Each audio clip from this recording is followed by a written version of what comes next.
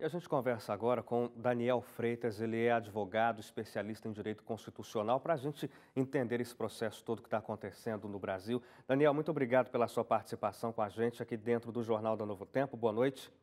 Boa noite, Hélio. Obrigado a vocês. Daniel, eu começo perguntando para você a respeito da decisão do Supremo, que começou a ser tomada ontem, foi confirmada hoje, embora já se soubesse que nada iria mudar. Os ministros decidiram enviar a denúncia contra Michel Temer para a Câmara. E um destaque é que a análise dos ministros é a seguinte: o nosso papel é analisar tecnicamente e a Câmara vai decidir depois o que quer fazer com essa denúncia. Agiu certo o Supremo? Sim, o Supremo agiu de acordo com o que diz a Constituição Federal. Eles deixaram a análise política para a Câmara dos Deputados.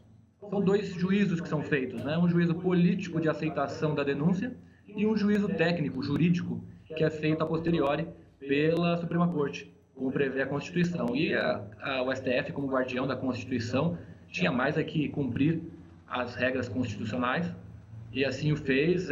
Foi uma vitória grande por 10 votos de ministros a 1. Apenas o ministro Gilmar Mendes acabou votando contrário, pois se interessava mais que voltasse, né? Pois decidiu que voltasse a denúncia para a PGR referendar alguns de seus termos. Essa divergência do Gilmar Mendes diante dos outros 10 que concordaram que não precisaria voltar, aliás, a própria Procuradora-Geral da República, a nova Procuradora Raquel Dodge, também informou ao Supremo que não precisaria voltar para as mãos delas. Mas essa divergência do Gilmar Mendes mostra uma divergência real dentro do Supremo ou é uma posição muito pessoal dele? Não, neste caso em específico foi isolado, né? Hoje a gente entende a vitória acachapante de 10 a 1 ali como um posicionamento isolado, como você bem mencionou. A própria Procuradoria já tinha dito da possibilidade de continuidade da denúncia como estava, ou seja, deu liberdade para que o STF decidisse e de fato o fez.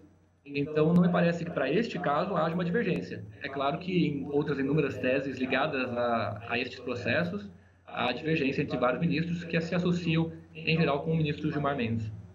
O ministro Edson Fachin, que é o relator desse caso lá no Supremo, ele foi o primeiro a apresentar o voto e no discurso dele, ainda ontem, ele disse que vai caber aos deputados fazer essa análise política do caso todo. Agora, a pergunta que eu te faço é a seguinte, Daniel. No caso, tanto como foi no impeachment, como foi na primeira denúncia contra o presidente e agora, os deputados, eles têm que fazer uma análise puramente política ou eles deveriam também fazer análises com base em temas jurídicos? Eu entendo que você não tem como dissociar a análise política da técnica. Embora a técnica esteja relegada, colocada mais para frente na análise da denúncia, né? Até porque os políticos em si eles não têm todo o conhecimento técnico para analisar os aspectos, por exemplo, de procedibilidade, de condições da denúncia para a continuidade do processo. Então, este juízo, o constituinte, aquele que criou a regra constitucional, ele entende que esse juízo é mais político. É claro que para fundamentar as suas posições, os deputados eles têm seu corpo jurídico, a casa tem a assessoria jurídica, que se manifestam através de pareceres técnicos. Contudo, preferiu o Constituinte que a análise que seja feita para recebimento da denúncia é uma análise política, ou seja, eles vão analisar enquanto pares se a denúncia procede, se a forma como foi feita procede e se deve continuar. Daniel, para a gente encerrar aqui a conversa, a gente também mostrou uma matéria falando sobre a defesa da ex-presidente Dilma, que quer pedir a anulação do impeachment com base nessa segunda denúncia, dizendo que, na verdade, a Dilma sofreu uma retaliação do chamado quadrilhão do PMDB. Será que isso tem base mesmo? Constitucionalmente falando, houve erros no impeachment que agora poderiam ser revistos? A minha análise da situação e do procedimento do impeachment, de acordo até com a Lei 1079 de 50, que regulamenta o processo de impeachment, é que não houve nada de equivocado. É claro que o processo será analisado agora nesta nova ação que José Eduardo Sim. Cardoso, como advogado de Dilma, ajuizou, né, faz já um tempo, é claro, mas será analisada, as nulidades serão analisadas neste processo. Mas não há nenhuma relação, eu não enxergo nenhuma relação entre esta situação do presidente Temer com a ex-presidente Dilma, ou o impeachment da ex-presidente Dilma. Não há relação entre uma coisa e outra, pois se trata, na verdade, de um procedimento adotado pelo MDB que, independente da sua natureza ou do momento, não afetou o processo de impeachment.